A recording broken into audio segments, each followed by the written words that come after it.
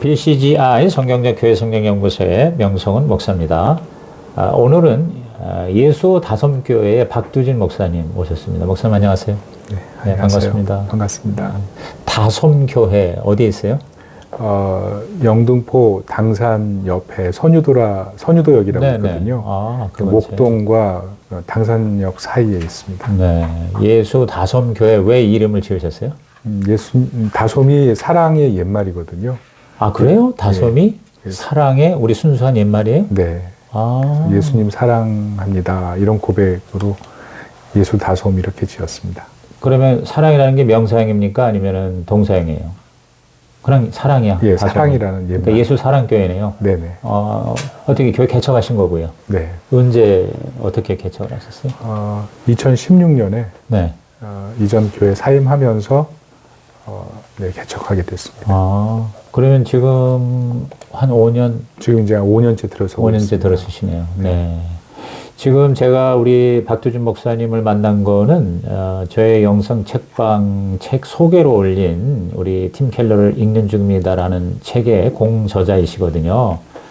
세 분 저자 중에 우리 박두진 목사님 저자 소개가 이렇게 되어 있습니다. 충신대학교 신학대학원을 졸업하고 동대학원에서 팀 켈러에 대한 설교 연구로 석박사 학위를 받았다. 3일교회에서 18년 동안 청장년 사역을 담당했으며 이후 CTC에서 주관하는 GCM 세미나에 참석한 후 현재 심우하고 있는 예수 다솜교회를 개척했다. 팀 켈러가 섬겼던 리드모 교회의 통합적 사역을 본받아 성도들과 함께 복음도시 운동을 활발히 하고 있으며 CTC 코리아 강사로 한국교회 내일을 위해 섬김을 다하고 있다. 어디 소개가 맞습니까? 감사해요. 3일교회에서 18년간 부목사로 사역을 하셨어요? 네, 3일교회에서 좀 오래 있었습니다. 이거 굉장히 오래 계셨네요. 그죠? 네. 근데 어떻게 이렇게 개척을 하게 된 계기 있었습니까? 하나님의 부르심 따라서 목회를 시작을 했는데, 네. 제가 이제 굉장히 성취적이고 결과 중심적인 사역을 많이 했던 것 같아요. 네. 교회도 많이 성장하고 있었고, 그 가운데 제가 병을 크게 한번 앓은 적이 있습니다. 그러면서 죽을 고비가 있었는데, 네. 그때 죽을 준비가 안 돼 있더라고요. 목사는 설교 준비, 이사 준비, 죽을 준비돼 있어야 된다고 하는데, 네. 의사들이 사형 선고를 내리는 그 상황에서 제가 천국 갈 준비가 안 됐다는 사실을 깨닫고 많이 후회하고 회개하고 그랬습니다. 과연 그동안 이렇게 많은 사역을 했는데 과연 나는 영혼을 몇 명이나 하나님께 돌려드렸는가 이런 고민을 하면서 네. 목회를 근본적으로 점검하게 됐었습니다.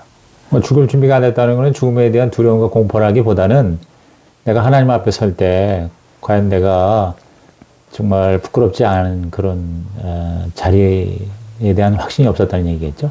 부끄러움도 있었고요. 네. 열매가 제대로 맺혀지지 않았다라는 그런 부끄러움. 그러니까 구원의 확신 문제가 아니고. 구원의 확신도. 그랬었어요. 네네.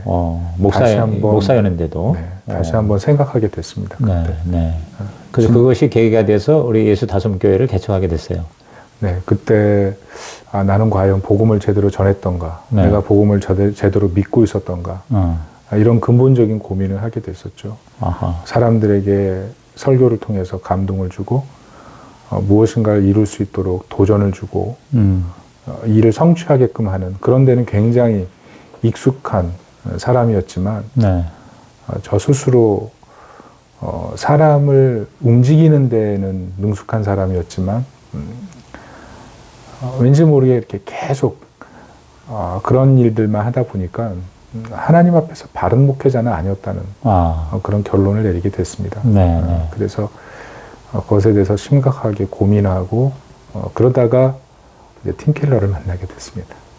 그 개척 전 얘기예요? 개척 전이죠. 그러면 이제 개척할 때부터 이 팀 켈러에 대해서 어느 정도 이해를 가지고 네. 그럼 목회 적용도 하셨겠네요. 네. 그래서 설교를 근본적으로 좀 바꿔야 되겠다는 생각이 들었고요. 네. 한 번에 강단에 설 때라도 예수님을 제대로 전해야 되겠다. 아하. 이런 마음의 결심을 하게 되면서 설교를 어떻게 바꿀 것인가. 그런 고민을 하면서 이제 설교 연구를 시작했고요. 그러면서 이제 자연스럽게 석사 박사 공부를 하면서 네. 팀 켈러를 연구하게 됐죠. 그 예수 다성교회 개척은 어떻게 뭐 삼일교회에서 분리 개척된 겁니까? 아니면은 그야말로 진짜 맨 땅에 헤딩하는 식으로 한 겁니까? 분리 개척은 아니고요. 네. 그렇지만 개척할 때 도움은 주셨어요. 그러셨어요. 네. 뭐 성도들에 대한 도움? 성도들에 대한 도움도 그냥 나갈 수 있는 분들은 데리고 나가라? 데리고 나가라고 이제 네, 해주셨죠. 그래서 몇 명으로 시작했어요, 시작할 때? 저희 한 가정으로 해서는 한 6가정 정도 그 정도로 시작을 했고요. 네. 생각보다 이제 저는 많이 올 수도 있고 적게 올 수도 있다고 생각했지만 뚜껑을 열어보니까 쉽지는 않더라고요. 네. 네. 그래서 다시 한번 제가 목회를 잘했는지에 대해서 뭐 근본적으로 다시 한번 생각해보는 그런 계기도 됐고요. 그러면 팀 켈러가 어떻게 나의 목회에 네. 도움이 되고 또 적용이 됐는지 그거 좀 말씀해 주시죠. 제가 설교에 대한 많은 도전이 있었기 때문에 네. 팀 켈러를 연구하게 됐는데 팀 켈러 설교의 그 특징이 복음 중심적 설교잖아요. 네. 그리스도 중심적 설교인데 그 그리스도 중심적 설교가 결국은 문화적 맥락을 중시하는 상황화 설교입니다. 그래서 이 시대 청년들, 이 시대 중년들이 고민하는 문화적 압점들 모두 다 생각하지만 하나님 중심적이지 않은 그 생각들 네. 그것을 어떻게 복음적으로 다시 펼칠 것인가 네. 그런 고민들을 생각하게 한 것 같아요. 그래서 그런 부분들을 설교에 많이 녹여내려고 하고 있고요. 물론 쉽지는 않았습니다. 설교를 3대지 전통적인 설교를 하고 네. 또 청중심적인 설교를 하다가 네. 팀 켈러의 본문 중심적인 설교 네. 그리고 문화 변증적인 설교 네. 그리스도 중심적인 설교 그리고 은혜 적용 설교 쪽으로 하다 보니까 좀 많이 좀 어려움이 있더라고요. 기존 성도들이 듣지 못한 그런 패턴으로 가다 보니까 그것을 팀 켈러의 설교를 제 설교로 상황화하고 녹이다 보니까 그 과정이 굉장히 매끄럽진 않았습니다. 팀 켈러의 설교가 이제 그 책에 잠깐 보니까 그 설교 전체의 구도가 이제 4가지 그 포인트로 돼 있더라고요. 그러면은 팀 켈러는 항상 그렇게 4가지 접근 방식으로 설교를 담아내나요? 설교를 보면 본문의 경우에 그러니까 흔히 말하는 네. 서론, 본론, 결론 우리 이제 그렇게 돼 있고 또 본론은 또 주로 이제 또 3개 내지 4개. 네. 그래서 뭐 삼지창이라는 말도 나오고 있는데 네. 이제 그거하고 많이 다르다는 지금 말씀이잖아요. 네, 그죠? 팀 켈러 설교는 네. 어떻게 보면 한국적인 상황에서는 네. 약간 좀 색깔이 좀 다를 수가 있습니다. 그렇게 했죠. 예. 한국적인 상황에서는 본문을 중시하는 설교를 굉장히 우월하게 좀 생각을 하고 강해 설교. 이런 강해 식으로. 설교 네. 그래서 강해 설교 다음에 그 본문에 대한 적용 네. 주해와 적용 네. 이게 굉장히 중요하지만 네. 팀 켈러 설교는 본문 주해를 다 끝낸 뒤에 네. 그 본문에서 떠오르는 이 시대의 문화적 압점을 가지고 그것을 중심으로 다루기 때문에 좀 다릅니다. 그런데 잘못 우리가 그 문화적인 압점을 누르는 설교를 중심으로 풀었다가는 본문이 사라지기 때문에 그럴 수 있죠. 설교자로서 또 청중들로서 과연 본문을 제대로 다뤘는가 하는 그런 문제가 생기게 될 네, 수가 있어요. 네, 네. 그래서 이것을 어떻게 한국적으로 적용하느냐가 사실은 팀 켈러 설교를 좋아하는 사람들이 부딪히게 되는 가장 큰 문제입니다. 그럼 그 문제를 우리 박두준 목사님은 어떻게 해결을 하고 계십니까? 그것을 해결해 보려고 한 지금 4년 동안 노력을 했고요. 네. 그 4년 동안 노력하는 과정을 통해서 청중들이 굉장히 힘들기도 했고요. 네. 제 자신도 굉장히 힘들기도 했고 그 정말 그 어려운 과정을 통과했던 것 같아요. 네. 그러면서 지금은 조금씩 자리를 잡아가는 단계인 것 같아요. 본문도 살리고 네. 그리고 문화적인 압점도 다루면서 변증하고 그리스도를 중심으로 하되 은혜로 자연 속으로 자연이 들어가도록 하는데 지금은 제 설교에서 이제 4번째 단계 은혜로 어떻게 감동을 줄 것인가 그 부분이 가장 이제 큰 문제가 되는 것 같습니다. 그 이왕 얘기 나온 김에 다시 한번 그 4가지라면은 그 단계를 좀 설명하면 첫째가 본문 중심적 설교. 그 다음에 두 번째가 문화적 압점을 누르는 상황화 설교. 상황화 설교. 세 번째가 그리고 그리스도 중심적인 적용. 그리스도 중심적인 적용. 그리고 이제 은혜 적용. 은혜 적용. 네. 일종의 이제 초청인 셈이네요. 그리스도 중심적 적용이 원래는 은혜를 품고 있는데 네. 그리스도 중심과 은혜 적용은 같이 갈 수도 있는 거고요. 같이 가는 게 더 타당한데 이게 따로 좀 나눠보는 게 설교에 있어서는 설교를 만드는 부분에서는 훨씬 더 나은 그러니까 것 이제 같습니다. 세 번째는 그 그리스도가 모든 설교에 네. 해답으로 제시가 되는 거 아니에요? 네, 그렇죠. 네, 그게 어떻게 보면 그게 복음이고. 네, 그렇죠. 그럼 이제 그걸 내가 실제 내 삶에서 어떻게 이제 적용할 것인가가 네 번째 적용이라고 그렇죠. 본다면 뭐 큰 네. 어려움은 없을 것 같은데. 네. 그러니까 제가 볼 때는 앞으로 우리 박 목사님이 이 켈러의 이제 설교를 가지고 석사, 박사까지 받았으니까 또 실제 또 목회도 하고 있으니까 앞으로 우리 팀 켈러를 통해서 뭔가 한국교회에 좀 적용하고 싶은 분들은 좋은 샘플이 될 수 있겠어요. 주목을 많이 받겠습니다. 근데 설교가 쉽지가 않더라고요. 이 팀 켈러 설교를 현장에서 성도들에게 은혜까지 끼치는 것이 굉장히 어려운 문제고 그래서 매번 설교 준비할 때마다 너무 고민을 많이 하게 되는 것 같아요. 그 팀 켈러가 그런 쪽으로 탁월한 거는 팀 켈러 그 본인이 굉장히 많이 그 준비가 돼 있어서 그렇겠죠. 그러니까 예를 들어서 그가 이제 10년 이상 시골교회에서 또 설교를 1,400편 이상 준비하고 네. 또 웨스트민스터 신학교에서 또 다년간 설교학 교수로도 있었잖아요. 네. 그러고 나서 이제 목회 본격적으로 했단 말이에요. 네, 네. 그 목회도 거의 28년, 30년 가까이 했단 말이에요. 네. 그러니까 그런 그 캐퍼, 그러니까 그런 그 어떤 자원, 분량 이것이 없이는 팀 켈러식의 그런 설교나 목회가 네, 네. 과연 가능할까? 근데 이런 좀 퀘스천을 내가 갖게 되는데 어떻게 생각하세요? 네, 저도 그렇게 생각하고요. 네. 이제 팀 켈러 설교를 연구해 보니까 팀 켈러 설교가 그냥 출발한 게 아니고 네.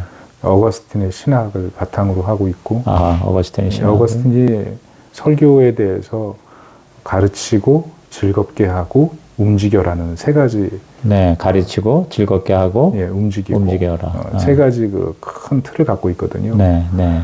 그 틀 중심으로 해서 사실은 현대 설교자들이 많이 놓치는 부분, 하트를 다루고 있거든요. 네. 사람의 마음을 움직이는 설교. 네, 네, 네. 그것이 어거스틴 설교의 핵심인데 네. 이 하트를 다루는 설교를 전차적으로 연결된 것이 보면 뭐 휘필드나 조나단 에드워드나 네. 그리고 로이드 존스나 이렇게 계속 다 연결이 되어 왔더라고요. 그렇겠죠. 네. 근데 그 설교의 연결을 마지막 제가 볼 때는 이제 팀 켈러에서 완전히 제대로 이뤄낸 것이 아닌가 좀 이렇게 생각이 돼요. 그래서 네. 팀 켈러 설교를 들어보면 로이드 존스가 들어가 있고 에드워드가 들어가 있고 그리고 어거스틴이 들어가 있고 그래서 그런 설교자들의 설교를 좀 깊이 이해하는 게 필요하다는 생각이 들고요. 뭐 제가 듣기로는 휘필드 설교나 로이드 존스 설교에 있어서는 팀 켈러는 이미 다 습득을 하고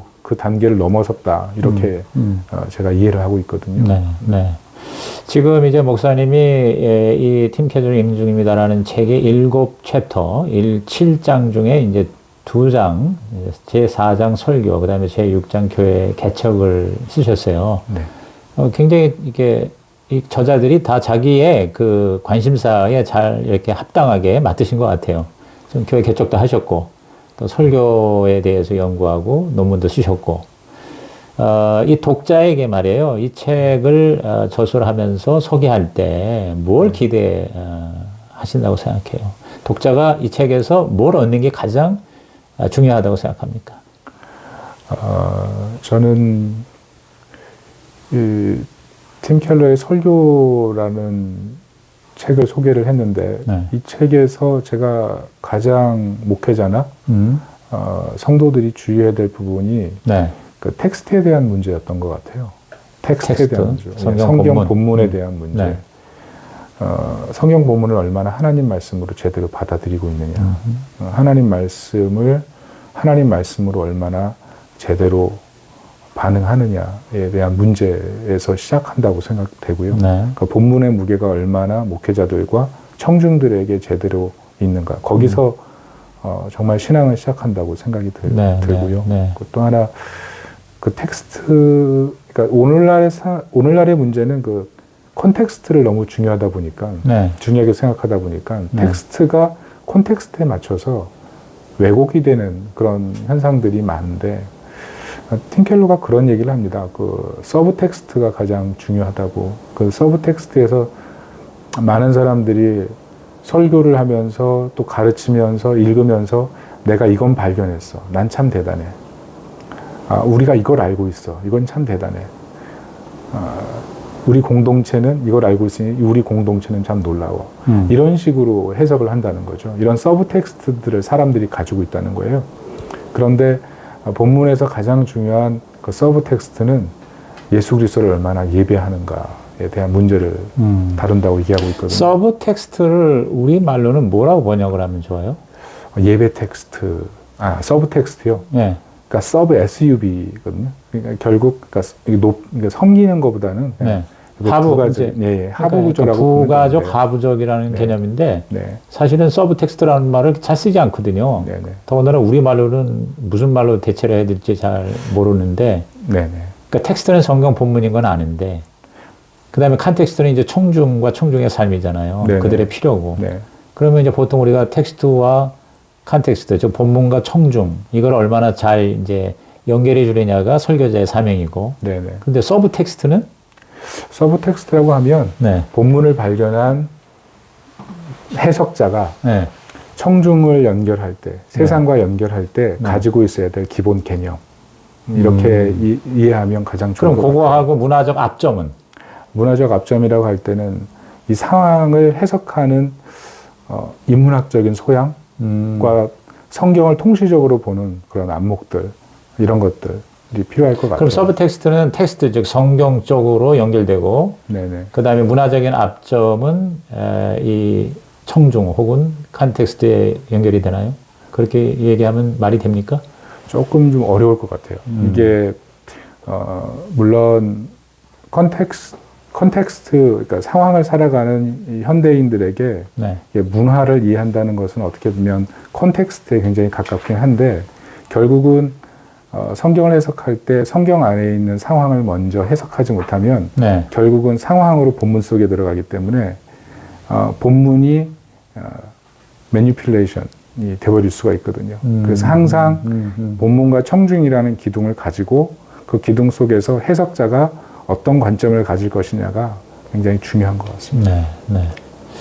그 마지막으로 이 책을 대하면서 또 이제 이 책이 하나의 입문서 역할을 해서 이제 각 챕터마다 추천 도서가 있단 말이에요. 네. 이거 외에도 팀 켈러 책이 우리말로 번역된 것만 해도 30권이 넘는 것 같아요. 네. 그럼 이제 이 책을 사람들이 좋아하고 읽을 때 목회자에게 그리고 네. 평신도에게 네. 사실 오늘 내용들은 평신도들이 조금 좀 어려울 것 같아요. 네. 그러나 네.